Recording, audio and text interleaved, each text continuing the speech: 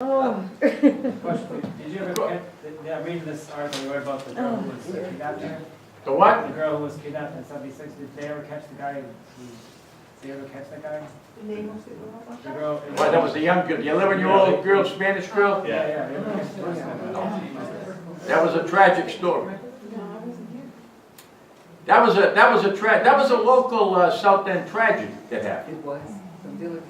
At, there was an 11-year-old girl, the name was Nelita Del Valle. They lived on West Newton Street, opposite the little park there. If you ever get down West Newton, see that little park? Okay. And she used to go to the Blackstone School. That's the school she went to. And one morning, she went off to school like she did every morning. And after school, her mother went down to meet her because she had a dental appointment right across from the Blackstone School. I don't know if it's there anymore on Sherman Avenue. There was a little dental office. I don't know if it's still a little clinic. It was a dental office. And so the mother had an appointment for the girl at the dental office. So after school, she was going to pick her up and then take her across the street to the dentist.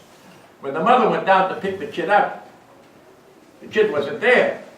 She waited and didn't see the kid, so she went into school and she asked the teacher. The teacher said she never came to school today. Now, you got to figure, all those hours passed, probably 9 o'clock, 8 o'clock, when the kid went to school, till afternoon when the kid got out of school, 2:30. All that time had elapsed.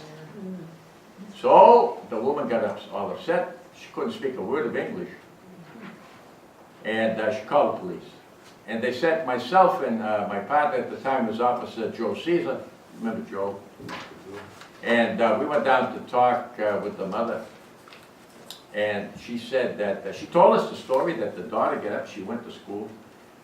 So the first thing you do in a case like that is you try to contact all the people that the kid knew. You know, friends, family, you know, everybody around the neighborhood. You go, then you have to question the mother, you know, did she ever do this before? Is this something that she's done in the past? No. It was all negative. There was, there was nothing like that. We talked to her friends, we went around, we spoke to all her friends to see if they saw her. They said, no, none of them saw her. None of them did. And so we said that we put it out. We took a report for a missing person at the time, a missing person report, of course. And then the police officer, District 4, were notified to search the area with a description.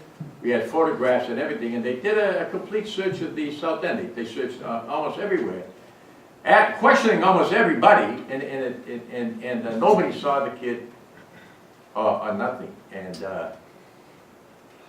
so finally, we said, well, we're going to do a more intensive search. So they called in other people. They called in the National Guard. They called in for volunteers. And literally on one particular day, I don't know how many hundred people, they actually searched the entire South End. The South End at the time was under transition. There was a lot of abandoned property in the South End here.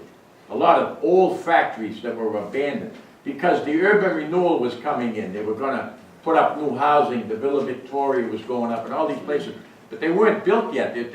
So all these factories and all these businesses and buildings and everything were abandoned because the BRA had already paid them off and told them to get out and they were going to take the property for eminent domain. So we had to literally search every factory and then and closets, and it was a gruesome search. As a matter of fact, there were a lot of, I don't know if they still have them in the South End, but there were a lot of what they call coal holes. Oh, yeah. You know what a coal hole is? Yeah. There were a lot of coal holes in front of the houses, so we had to actually lift up the covers of the coal holes and go down inside them and look inside them to see if the kid didn't, or someone didn't put the kid down a coal hole. And we actually searched the whole area, the whole South End area and part of Roxbury, and we really came up with nothing. Absolutely nothing. The kid had completely disappeared. Talking to the mother, the mother and the father were separated, and we talked to the father, and of course but he didn't see the kid. And so that went on for quite a while. And they put pictures out, pictures everywhere of the kid, all over the South End, everywhere. They put it in the Spanish-speaking newspapers and on the radio, and the kid was just never found. It was never found until a few, then one day we got a call from a woman that lived over in Rock Street, off Dudley Street. And myself and my partner went over there. She wanted to talk to us. She was a Hispanic woman. And she said she wanted us to talk to her daughter. Her daughter was a girl about 14 or 15 years old. And she said she was on it. She used to go to school. She used to go to Dudley Street and take the bus to school. And she was approached by a man that engaged her in conversation. And he used to talk to her every time. She used to see him all the time. Maybe every time she went to school, this guy was like right there. Seemed like kind of an odd guy. He's a Hispanic man. He spoke to her in Spanish, you know, and she talked with him. And she kind of thought that he was kind of a goofy guy, like a little bit.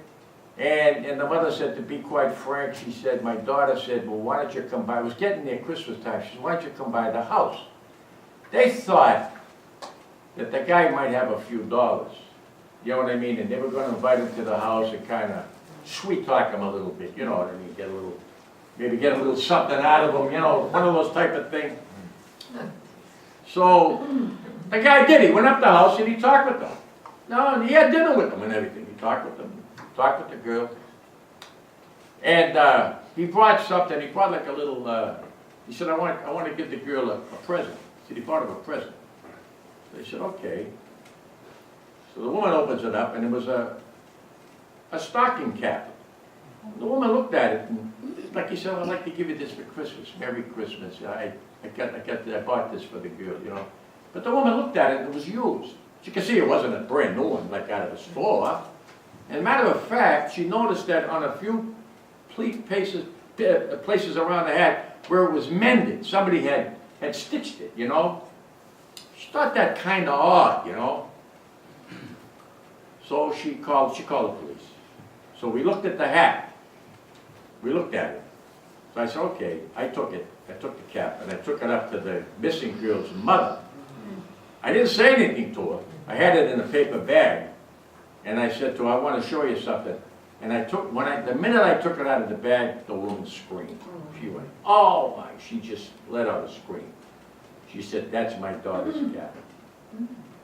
And I said to her, before I handed it to her, I said, how do you know that? Are you sure? So right away, she showed me where she stitched it. This is where I put the stitch, this is, you know. So wow, I said, well, we got the guy.